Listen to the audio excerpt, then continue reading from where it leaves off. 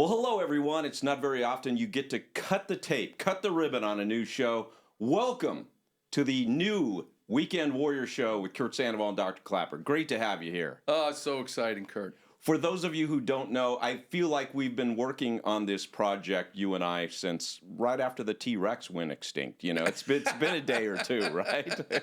Yes. Well, It's been but a process in a good way because we've been able to fine-tune in our minds, and today we're going to actually make it happen. Well, a little bit of background. Obviously, Dr. Klapper, you've been in medicine for the better part of 4 decades. Yes. And an orthopedic surgeon here in Los Angeles at Cedars-Sinai. I've been a knucklehead sports broadcaster whose mom was a nurse and whose dad was a athletic director, and I just love sports performance and injury discussions and mental, emotional. And we're not going to make fun of anyone's injury. We take that very serious. But we're going to have fun on this show because it's not just about the athlete. It's about what we, as a weekend warrior, can learn from the athlete. Yes. Like you, my mom was a nurse, but unlike you, my dad was a carpenter. So I've been genetically programmed to become carpentry and nursing. I'm an orthopedic surgeon. And I use the same power tools my dad used, and I hear his voice in my head when I'm doing a knee replacement going, Robbie, let the saw do the work. Other orthopedic surgeons maybe don't hear that voice, but I hear that voice. Well, and if you didn't know, if you didn't follow him for years on ESPN, he's brilliant with, we call it Klapper vision. The artist that you are, you paint an incredible picture. So with that, we're going to transition to really the biggest injury of week 1 of the NFL. Yes. And it took just minutes. Aaron Rodgers. Now, he goes down and ruptures his Achilles, but you and I were talking earlier this week, and we both pointed out, what's the old song? The knee bone's connected to the, it's all connected. What is that called? The kinetic chain. Amen. The kinetic chain. And We'll talk a lot on this show about that. The kinetic chain. Is it a coincidence in the world of kinetic chain that he had a calf injury back in OTAs? It is not a coincidence. They're all attached. It doesn't mean everybody with a calf strain is going to have an Achilles tendon rupture. Let's pray that Joe Burrow is back healthy with his calf strain, right, which most people are. But the very fact that it was, and now you have the Achilles tendon, in this show, it all goes back to the anatomy. So we are taping here at the College of the Canyon Studios in Santa Clarita, and we've recruited producer Eli. He's great. So producer Eli is in charge of our slides. So producer Eli, you got a picture of a calf muscle? Come on. Look at that. Look at how good this kid is. But does this work for what you're trying to explain? It does, because you're looking at the back of someone's calf. This is what you see right below the skin. As a surgeon, when I look below the skin where the rupture occurs, which is in this area here, but again, the calf strain occurs where these muscles meet this wider structure, the beginning of the Achilles tendon. I would say nothing's 100%, but 99.9% of the time, we as orthopedic surgeons, when people have a calf strain, it only occurs on the medial head of the gastroc, this spot here. That means you always have under the skin, still intact, not strained, not microscopically torn, a connection between the muscle and what becomes the tendon. So living in you is an internal splint that allows this to bleed. It hurts, turns black and blue, but it will heal. You don't need surgery for it. So explain to me on this great image, why is what appears to be the calf red and what transitions into the Achilles, if I'm reading that right? Yes. Why is that white? Because it becomes a different structure. Red representing muscle. This becomes another type of tissue, a fascia that's flatter, and then it coalesces and becomes more like literally a rope. The width of the calf muscle is another muscle deeper than the gastroc, the two heads of the gastroc, and it's called the soleus. What's fascinating is the width of the muscle itself balloons out as the soleus. It originates from the back of the tibia. The gastroc muscle doesn't do that. It crosses the back of your knee joint and actually originates from the femur, the thigh bone. Yet, these two separate muscles coalesce in this white area and become the rope that attaches to the calcaneus, the heel bone, to allow you to move your foot up and down. That's fascinating. All right, so 3 days removed from having the injury, Aaron Rodgers has surgery. And back in my day, the Dominique Wilkins of the world ruptures his Achilles. It's over. Right. It's over. But here's Aaron Rodgers yesterday saying, you watch me, I'll be back, which tells me mentally, but you're a doctor, you're a surgeon. Why can he say that? And Correct. you have a Klapper vision for that. I do. So do we have Eli, our water skier? Let's clear this. Look at our new toys that we have here. Love it. Okay. So pretend that here is the knee, the boat is the calcaneus, the heel. The Achilles tendon is this single rope that attaches the skier to the boat, that attaches the muscles we just looked at to the back of the heel. These two portions of the water ski bar, if you will, coalescing to form a single rope, these are the two heads of the gastroc muscle that we just saw in our anatomy model. So I'm the weekend warrior trying to learn this. So you're saying that is part of is in essence That's the muscle.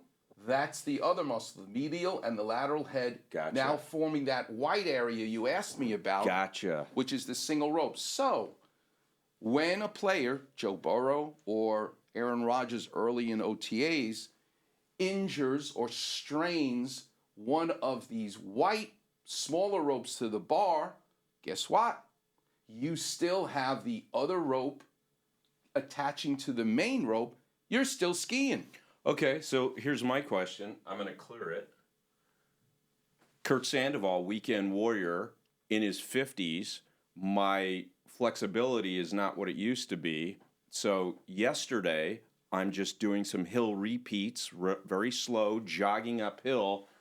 And I wake up this morning before we're taping, and that feels a little tight. Right. Should I be concerned? No, because you can feel, those listening, watching us, feel that bulge, the area of the gastroc head, that muscle, and it's usually on the big toe side, never on the little toe side right. of that muscle belly. That's a calf strain. Wear a support stocking, ice it, may turn black and blue and come to the surface, but that does not need surgery and will heal on its own. However, if you are doing all this hiking and you now tell me you have pain further towards the back of your heel, Yeah. that is your Achilles tendon, and that you're not stretching enough. Yes, I am. No, you're not. I'm not the judge and jury. Talk to your ankle. In the immortal words of the great orthopedic surgeon Scooby-Doo, Rut-row. Exactly. You gotta really pay attention because your body, you're telling me your body talks to you. Yeah, and it talks to each of us differently. The problem with treating people all the same as a trainer might, all my clients are like, no, you're different. Your age is different. Your flexibility is different. And so what works for one person doesn't work for another. Let the pain guide you. Okay, so for the young people listening or watching out there, there was this great NBA player named Dominique Wilkins who won slam dunk contest and could jump out of the gym. And late in his career, he ruptures what would be this, the Achilles. Yes. So if that breaks, she's going down. She's not water skiing. Correct. So what has changed that Dominique Wilkins couldn't come back, but Kobe Bryant could?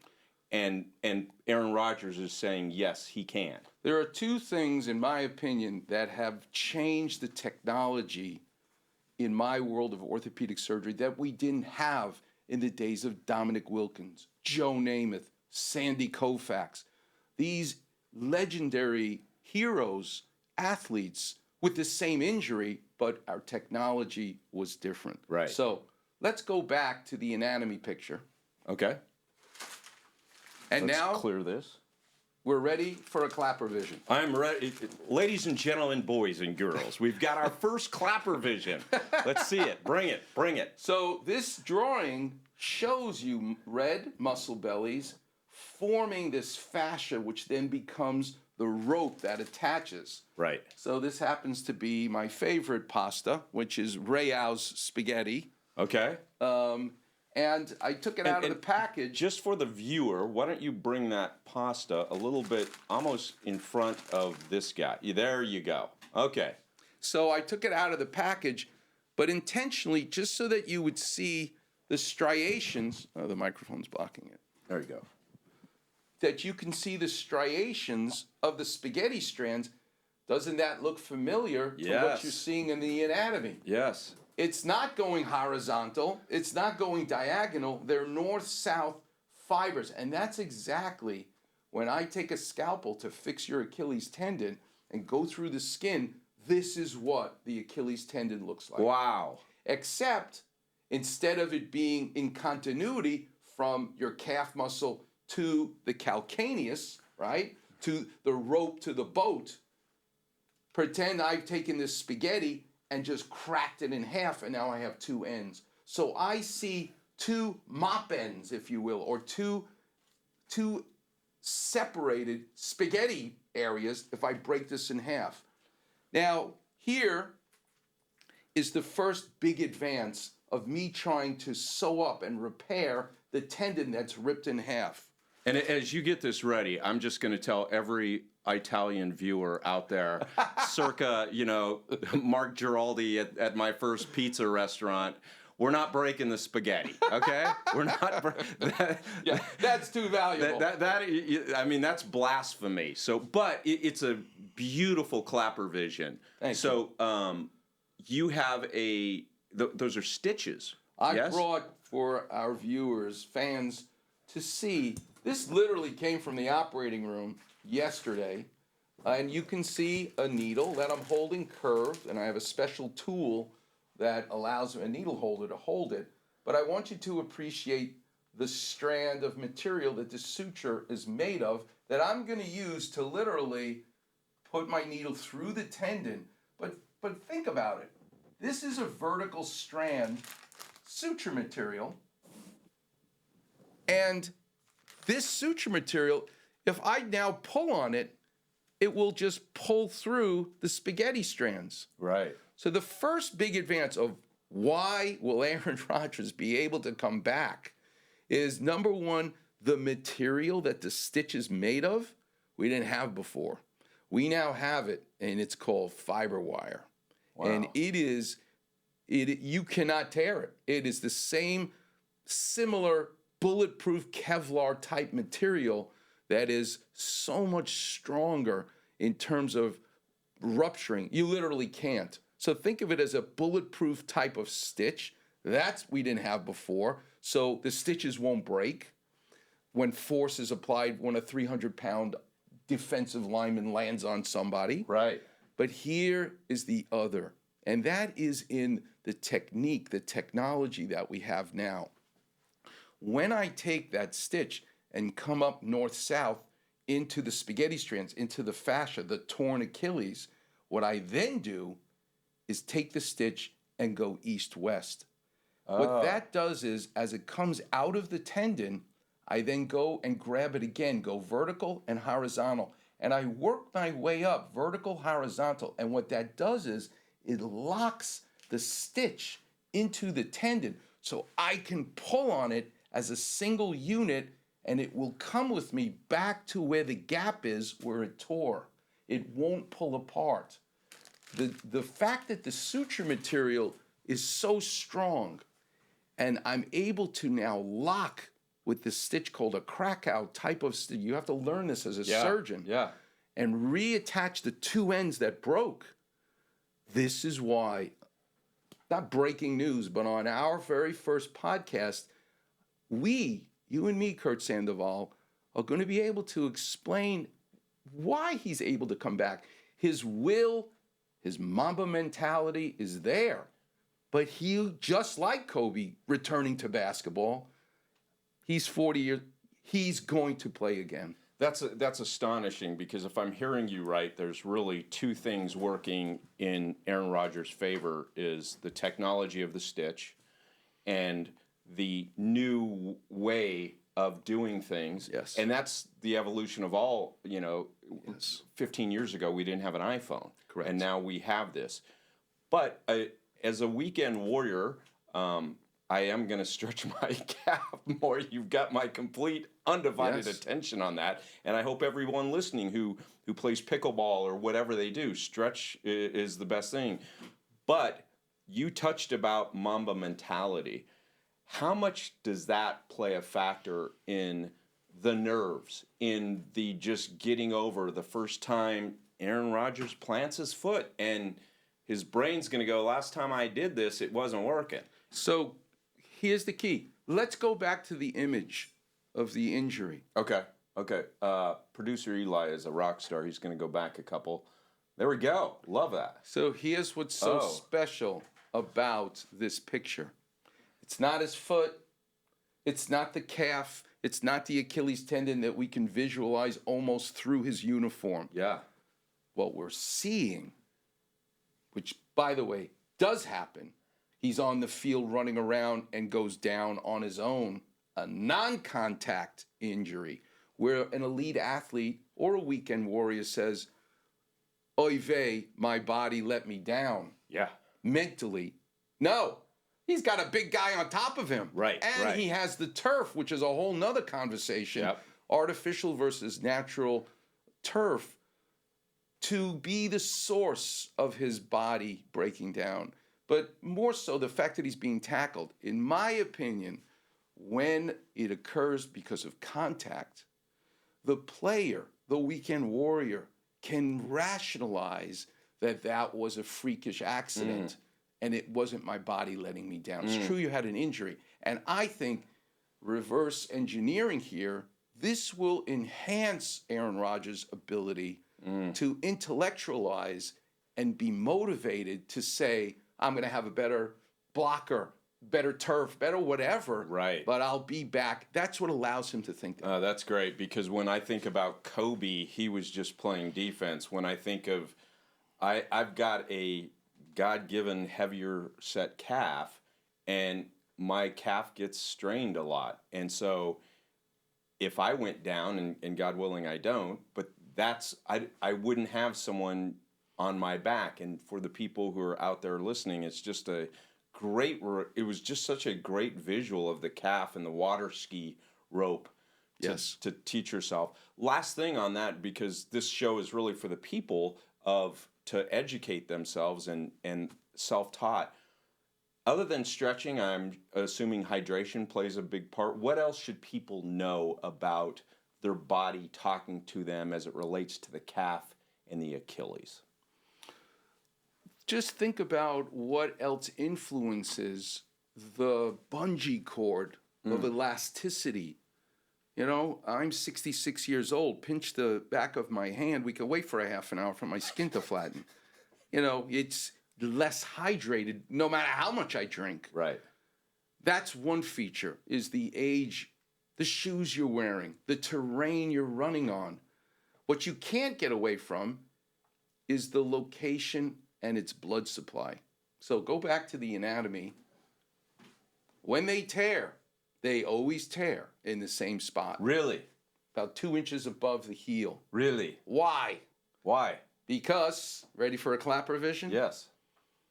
There's a Christmas tree with a big wide trunk coming up from the heel with branches, just like the giant artery. It's not giant, but the big trunk of the artery, having branches getting smaller and smaller to become just thin little leaves emanating from south to north. There's an upside down Christmas tree coming from the knee, from up here, big trunk coming down. Where the two tips of the Christmas tree meet is a bald spot. I can speak of that totally. That's a Klapper vision if there ever was one. Come on, circulation. people. And that is why they always, our rotator cuffs, they tear in the same spot. That's amazing. And it, again, you and I are here to teach people about the anatomy that we grossly can see with our eyes. Yeah. But don't forget, there is a whole nother world of microscopic anatomy, which is really at the root of injuries and why they occur in this particular spot. That's great stuff. Dr. Klapper, we appreciate it. Hey, when we come back, we're going to talk Cooper Cup hamstring. Everybody and their mother has had a hamstring if you're over the age of, 15. We're going to talk about that next on the Weekend Warrior Show with Dr. Klapper and Curt Sandoval. Welcome to the Weekend Warrior Show. I'm Curt Sandoval with Dr. Klapper. We were talking about Aaron Rodgers' injury, which is one of the biggest in the NFL. But Cooper Kupp, former MVP of the Super Bowl, hurt his hamstring. And I think every Weekend Warrior out there at some point has felt some type of effect of their hamstring. Yes. Now, my first question to you, when the great Cooper Kupp, who's one of the greatest athletes physically, mentally, emotionally, just a wonderful person. But one of the big things I thought when he hurt his hamstring all the way back on August 1st in training camp, is this related? We're always talking about this kinetic chain. Last year, he missed the final 7 games of the season with an ankle injury. Are those apples and oranges, or are those related in your mind? They are related, and they are part of the kinetic chain. That doesn't mean everybody with an ankle injury ends up with a hamstring injury, but very common we see the connection of one injury leading to another. So yes, I would say it's probably connected. So if you're not following the Cooper Kupp story, and the whole point here on the Weekend Warriors Show with myself, Curt Sandoval, and Dr. Klapper is to present an athlete's injury and how can we, as that Weekend Warrior, learn from this.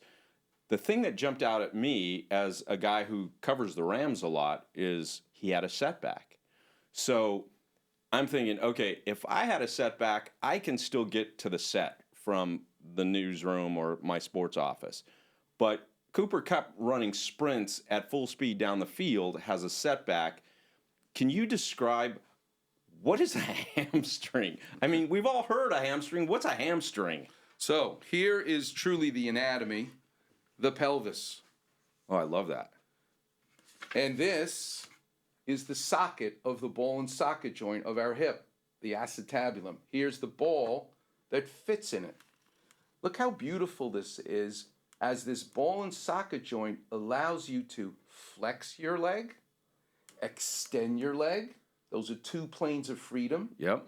It also lets you put your leg out to the side, jumping jack, and then adduct. Abduct is out to the side, and adduct. But there is 5 and 6, 2 other planes of movement, which is to externally and internally rotate the leg. So rotation as well as abduction, adduction, flexion, extension. 6 degrees of freedom. My best way to give you a Klapper vision for the thigh bone, the femur, where the hamstring lives, the back of your thigh is where the hamstring is a hot dog. A hot dog? It's I don't eat hot dogs, but would a turkey dog work? I'm more of the health conscience. I just happen to carry turkey dogs and buns around. Would this work for you? It does, because I'm showing you the bone, which is the hot dog, but I want you to appreciate your own thigh, which has musculature that surrounds the femur. You see your skin, but there's muscles in the front, there's muscles in the back, on either side, like a hot dog. Okay, so as I hand you the turkey dog, right? We want to be a little health conscious. I think producer Eli also, because he just knows where to find the best photos, usually from your medical book, wink, wink. Producer Eli, look at that. That's not from your medical book, but does that work? Darn good. That's pretty darn good. So before we go hot dog, what am I looking at here? So pretend we put a coat of mustard, which I like. I don't know if you. I love mustard on my dogs. So that you don't see the beef or the turkey. That everything's covered. That just like your femur's buried inside your leg, I'm just telling you there's a bone there. Just like here, you have in this model that you don't see the bone anymore. You just see the bun and the mustard, if you will, covering it. Gotcha. And I want you to appreciate this bone here is the pelvis, the ischium, which is right here. That's this bone. Okay. And what is attaching are the hamstrings. So this blue hamstring, the semitendinosus, goes from, this is where your butt is, if you will, straight down north-south and goes to the inside of your knee, the medial side of your knee. See how it comes straight down? The blue part? The blue part. So you're saying that?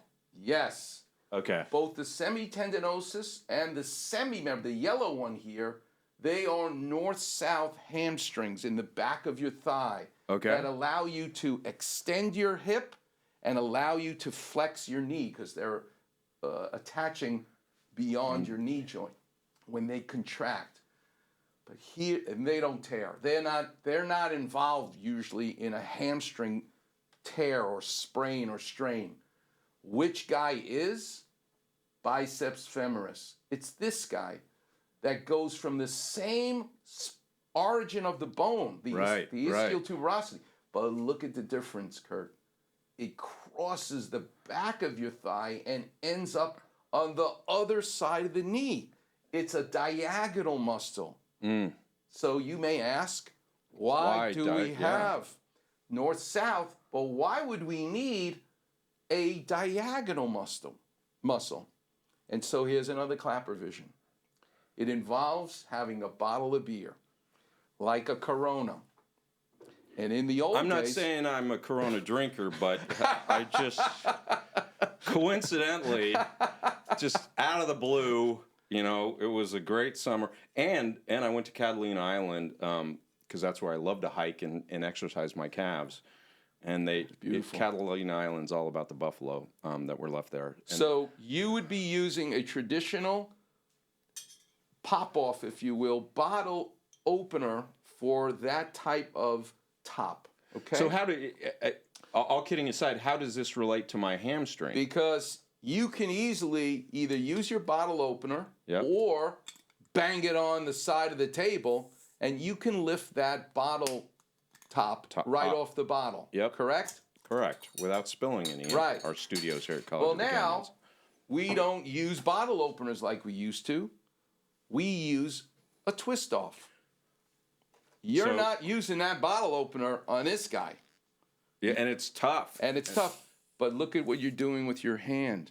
You're rotating. You're twisting. It's called a twist off for a reason. You can't lever it off with a bottle opener. Right. So there's strength involved with diagonal.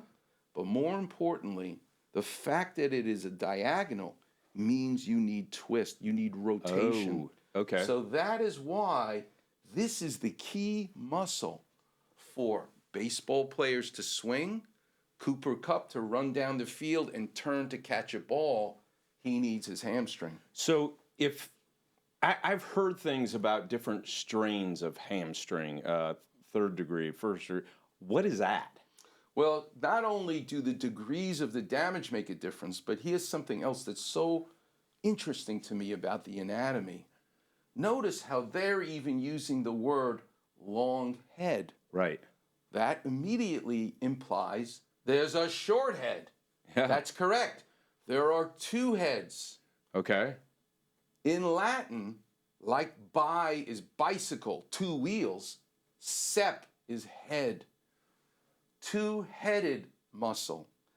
This is showing you the long head, but guess what?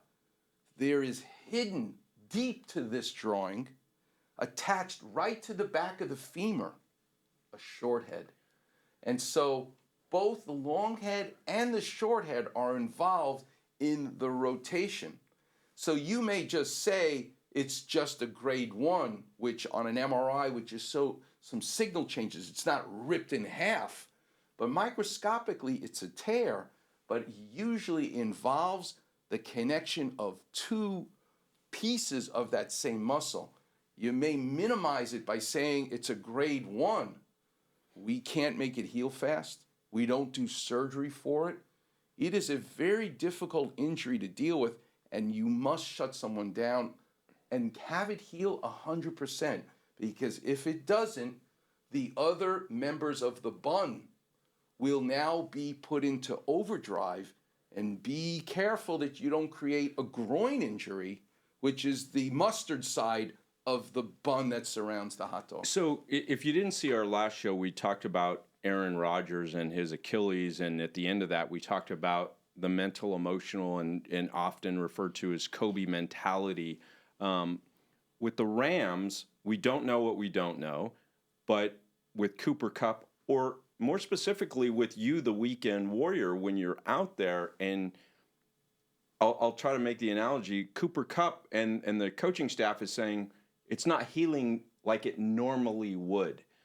What do you hear when that? And they even brought up maybe it's nerve. They don't know if it is or isn't, and I don't want to make any assumptions. But when you hear it's not healing like it normally would, as an orthopedic surgeon, what are you hearing there?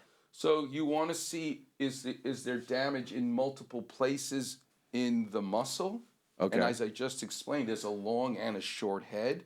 So not healing could mean still it's a grade 1. But a grade 1 involving multiple spots, there's all kinds of things.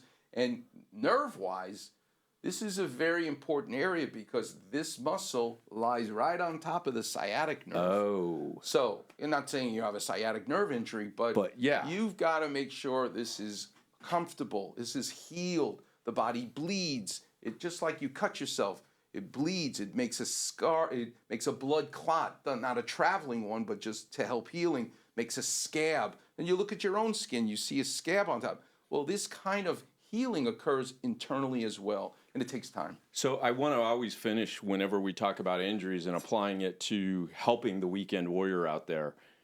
In the case of Cooper Kupp, they shut him down. He makes a lot of money. He's a valuable asset to an NFL franchise. When you tell a weekend warrior, hey, if we don't have the luxury, if Curt Sandoval's out riding his bike and I'm having some hamstring issues, I don't have the luxury of someone saying, I need to shut that down. And as soon as the doctor tells me that, I'm like, is it really that bad? So what do you do? Because I will speak for all weekend warriors. When you tell them to shut it down, you just took away my lunch money, So what I tell patients, and I've written a bunch of books about the value of exercising in a pool, the buoyancy of the water, no gravity, you're floating in a pool, the resistance on the muscle, what's known as proprioception, water touching the skin, valuable. But when you go to work, you should wear pantyhose or Lululemon underneath your clothes. You want that compression that helps in the healing. And the glue that holds collagen together that allows us to make scar is kind of like the collagen looks like spaghetti strands. The marinara sauce is vitamin C. But if you take a pill, you pee it right out. It's water soluble. Carton of orange juice, it's not as good as freshly squeezing oranges, grapefruit, citrus, vitamin C, fresh tomatoes, fresh strawberries. Number one source, vitamin C in our diet, red bell peppers. Oh, that's awesome. That's awesome. I'm going to just say this flat out to our viewers. Back 9 months ago, I had a bad mountain bike crash, and you told me then, get in a pool. And I was going to the pool, and I was just exercising in the pool. Nobody wants to run in a pool. Nobody. It's boring. But oh my goodness, it worked, and it came back so quick. You're a believer. I'm a believer in what you're saying. So the weekend warrior out there, if you got an injury, get in a pool, and you'll come back twice as fast. Yes. Why did that work? Was it because of the nerve? What was it doing? Nerve-wise, in the sense of muscle memory, because you're buoyant. There's no gravity to fight. And yet you're keeping your brain connected to the muscles themselves. That's the proprioception part, the feedback. It's fascinating how that works. And maybe on another show we can talk about burglar alarm sensors as a Klapper vision, and I can explain that. But it's that connection to the brain. It's the resistance on the muscle. It's all of those reasons. Well, I think I speak for all Ram fans of saying thank you, and hopefully Cooper Kupp is back in a month. But more importantly, thank you for educating us with the help of a turkey dog. Come on, and I really don't drink these. I just bring them in for props. Wink, wink. All right, Dr. Klapper, until we see each other on the next show, thank you very much. Thanks for joining the Weekend Warrior Show. I'm Curt Sandoval with Dr. Klapper. See you next time. Welcome to the Weekend Warrior Show. I'm your host, Curt Sandoval with Dr. Klapper. Boy, we've had a lot of great fun, education. One of the things in the NFL is how injuries happen every week. And they happen in the offseason, and a lot of, we've talked about the kinetic chain of how they're connected. To me, one of the bigger stories was the Super Bowl champion, Kansas City Chiefs, before the season starts, just a couple of days before the season starts, Travis Kelce hyperextends his knee. Small story here. When the Rams played Kansas City, I happened to be walking into the press room when he was coming into the stadium. Right. He, as big as he looks there, he's bigger in person. Wow. I mean, it was like Goliath. Wow. I mean, and I've seen a lot of big athletes, but to see someone that big, that stout, that strong, it was incredible. But he hyperextends his knee. So my first question to you, I'm always asking you about the kinetic chain and overuse. When you're a Super Bowl champion, you have the least amount of rest. You can't say for sure that's it, but is that a coincidence? No. I'm not saying, again, no one knows cause and effect, but when you're tired, when you're fatigued, one of the three ways we keep our knee stable so it's not injured, so the pieces stay together, one of the three is muscle strength. Now, this is a big, strong guy. This guy's not weak. But if you're fatigued from having a prolonged season because you played in the Super Bowl, as you point out, let's break down what are the three things that allow you to have a knee that can move and yet stay stable. Three things. So I brought a model. This is my favorite model, by the way. I've seen this model before. It's so educational. Great. This is our knee. Kneecap, peel it back, and I want you all to appreciate the femur, the tibia, the little bone on the side, the little toe side of the knee called the fibula. The cartilage that coats the end of the bone. But more importantly, what I want for Travis Kelce's Klapper vision for us, I want you to appreciate the very shape, the curvature of the femur. These are called the condyles. The big toe side medial, the little toe side is called lateral. But notice how rounded they are, and they fit like a coffee cup onto a dish into the tibia. So there's a shelled out area, a concavity that allows the bow of the femur. So bony-wise, we have this male-female fit of the femur and the tibia. That gives you stability because they're just not flat surfaces. They cup into each other. Second, what I want to show you on this model is this cable, better known as a ligament, that's bolted into the bone. Bolted into the bone, the ligament crosses a joint, gives the joint stability, side to side, rotation, front to back. These 6 different planes of freedom, these are bolted into the bone.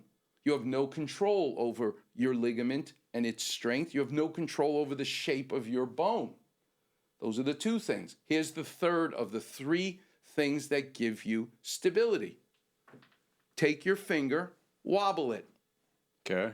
It's not going to dislocate because you have the static stabilizer of the ligament I just showed you, but allows for a wobble. Now tell your brain, I don't want to wobble. I want it to be stable so I can pick up something heavy. You fire your extensor tendon and your flexor tendon simultaneously. Now try and move your finger. Yeah, you can't. It ain't moving. But you did that with your brain making your muscles contract. So the third way we get stability, the different phases of giving stability to a joint, is muscle strength. Mental brain telling your muscles to be rigid when you fall from a height, to tighten your muscles so you don't have your leg give out. And in these non-contact ACLs we see all the time, more than in contact, tearing people's ligaments in their knee, It's because of that split second, we call it a nanosecond, that your brain does not alert your knee, your quad, your hamstring, the muscles that surround the knee. He's going to come down on his foot, that it did not alert the muscles to contract. Then all of the stress goes through the static stable, the ligament, and it tears because it can't handle it. Wow. So in Travis Kelce's case, he hyperextends. So extension means then here's flexion, but straightening your knee is extension. But it should stop. But when it doesn't stop, that's hyperextension. You put a strain on the back of the joint itself. So let's go to Eli and our picture. Look at producer Eli. He's rock star status. He's man. awesome. This is the front view of Curt Sandoval's knee. Okay. There's the famous ACL.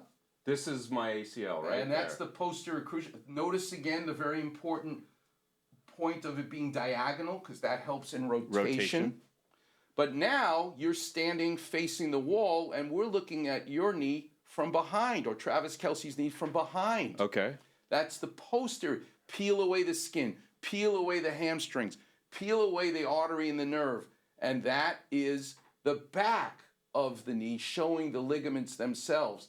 So when hyperextension occurs, it's not the ACL, which A means anterior in front. So that would be my ACL, right, if I'm but reading look it right. at the guy right here. Yeah. Posterior cruciate. That's the guy that usually we worry about in hyperextensions. And please remember, we know Travis Kelce also bruised his bone in this injury. Ooh. And so it's really great that he's going to be back, because bone bruises hurt and they take longer to really come back from. I'd mentioned this on a previous show. I had a mountain bike crash. That's what took me so long, was the bone bruise. Right. It was brutal. I thought I was going to be crippled for 6 months.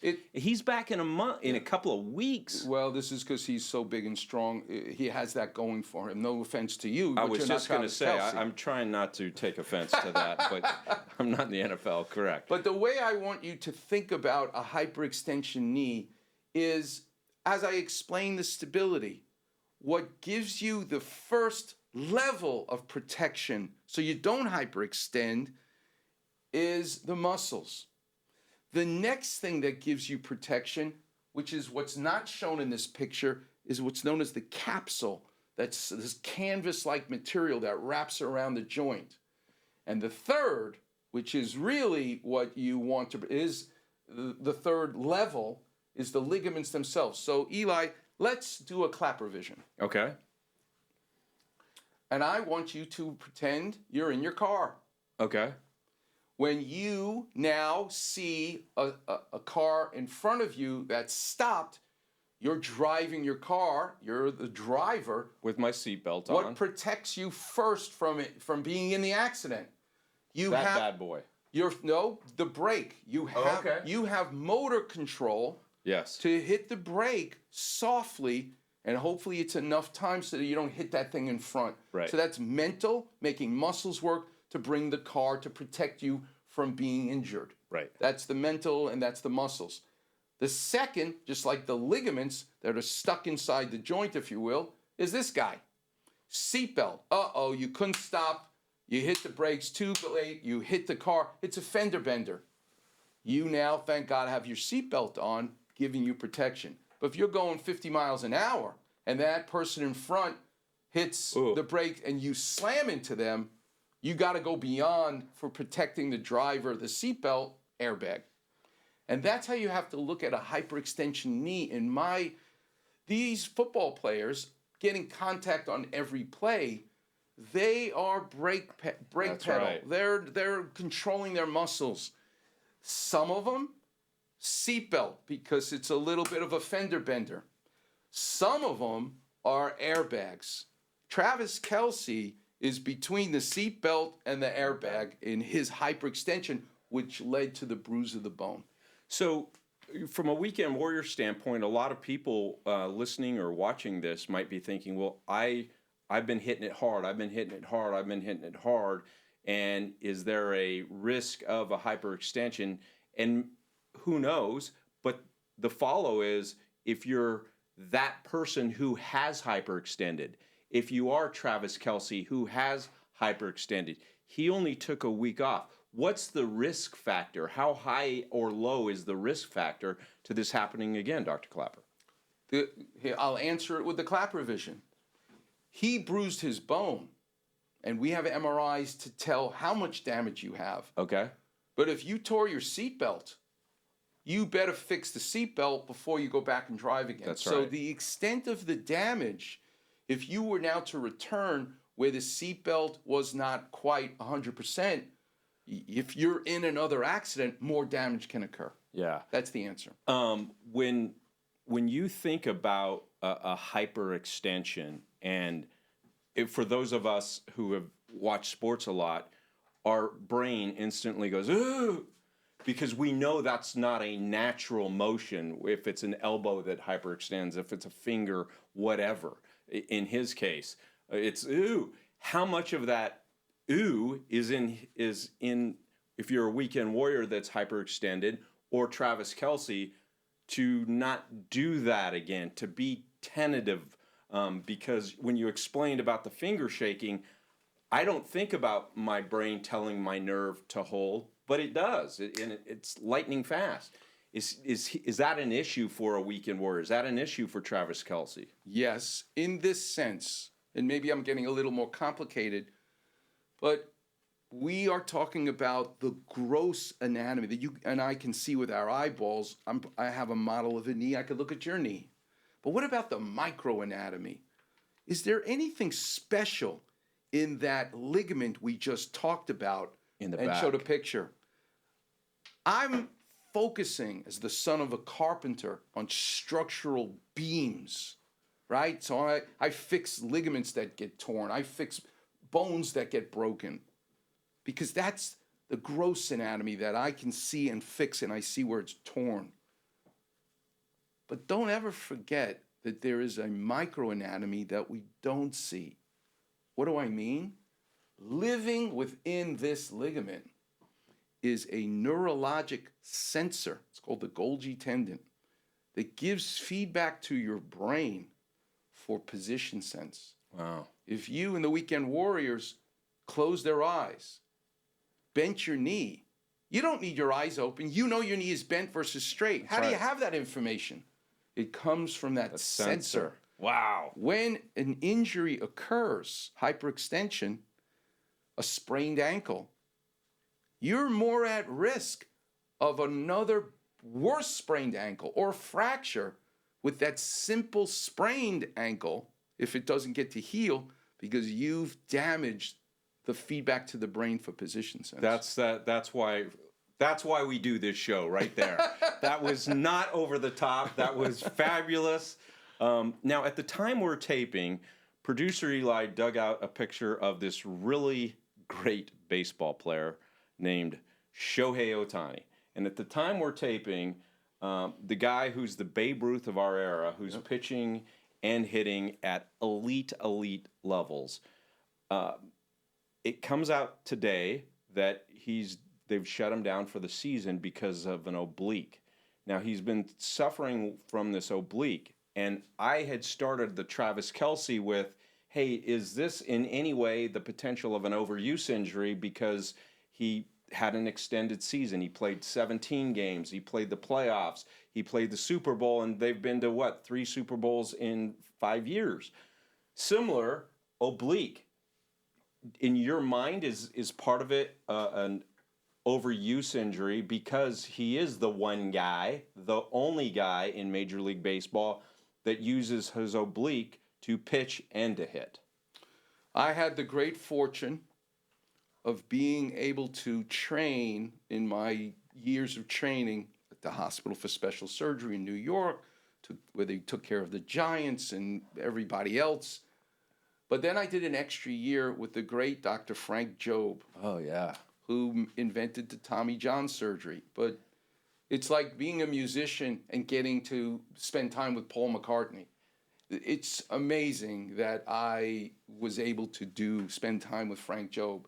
And one of the studies, and we can go into more detail about this because it's fascinating to me, that Dr. Jobe created and we now learn from is it is not the rotator cuff shoulder muscles that allow a pitcher to generate a 100-mile-an-hour fastball, but actually the muscles that surround your spine is where the torque comes for the velocity.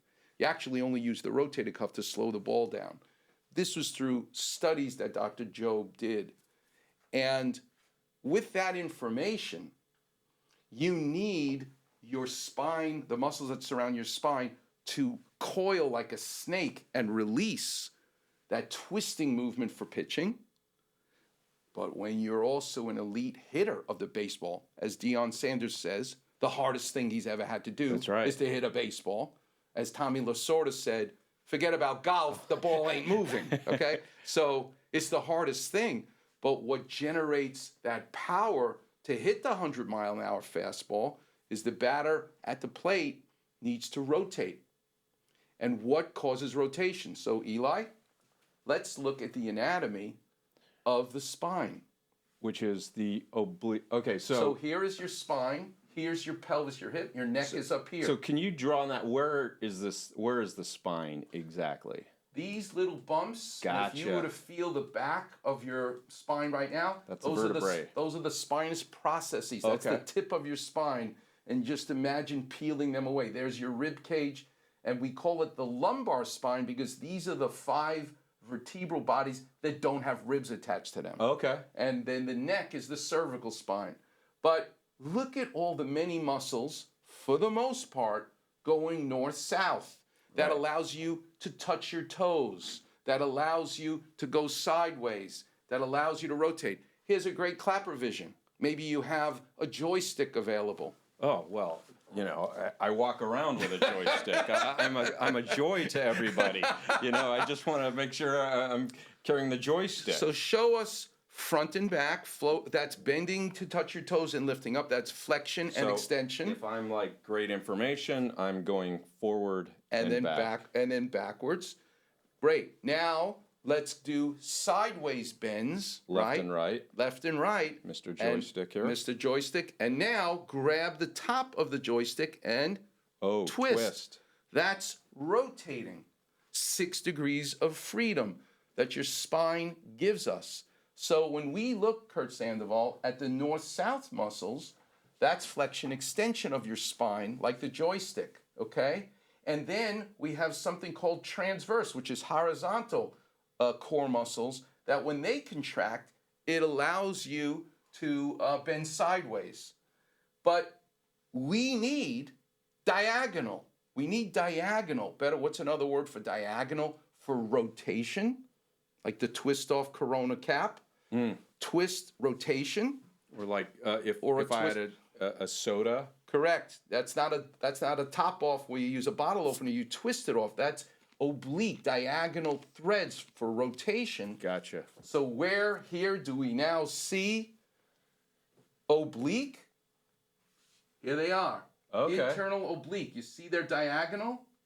I failed anatomy class. What is this? That's also that contributes. That's the serratus posterior muscles, and there's the serratus posterior muscles. These are all related to twisting upper extremity, but this is for lower. Anytime you see diagonally oblique, that's what it means, oblique oriented muscles, they give you rotation. So when you hear that the Angels shut him down because of oblique, is that a strain? Yes. Okay. That is a microscopic tear.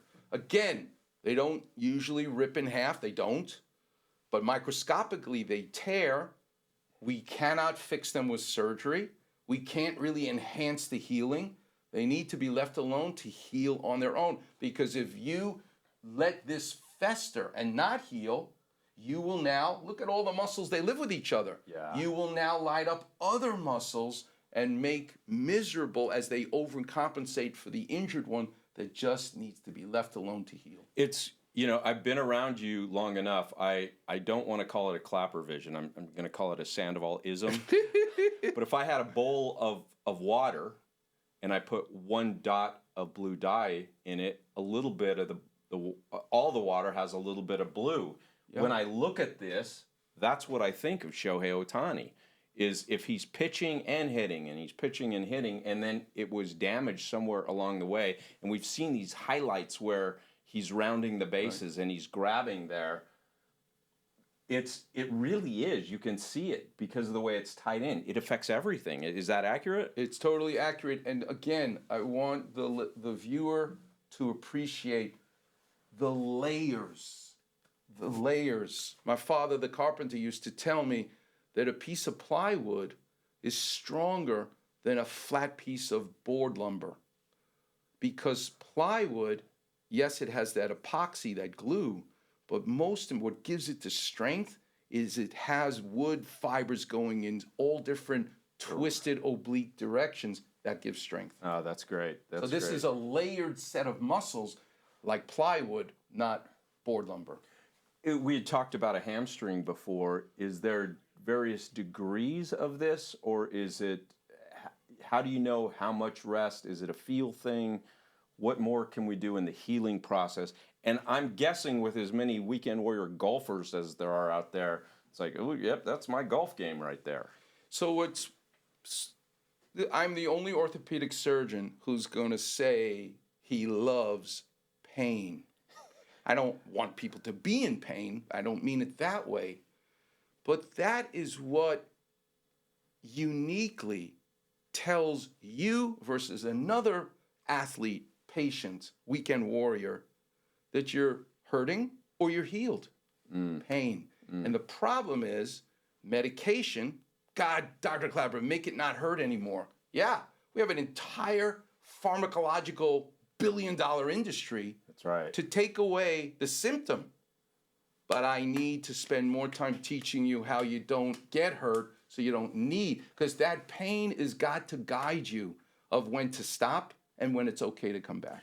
That's amazing, and all the weekend warriors out there, they know that. There is a difference between being uncomfortable, pain, and an injury. When you're injured, that pain just flat feels different.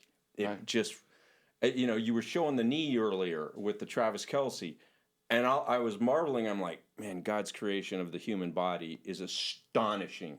And then you're talking about the receptacles in the tendons. Yes. It's amazing how, if we take the time to listen, it's talking to us all the time. Can you imagine the privilege that I feel? 35 years, 16,000 plus surgeries. Wow. Where I get to work on a man made your car and made your computer. But he didn't make the body. The human body. And that's why he is Dr. Klapper. I'm Curt Sandoval. This is the Weekend Warrior Show. And we're just getting started. Join us on our Facebook, our YouTube, Instagram, TikTok.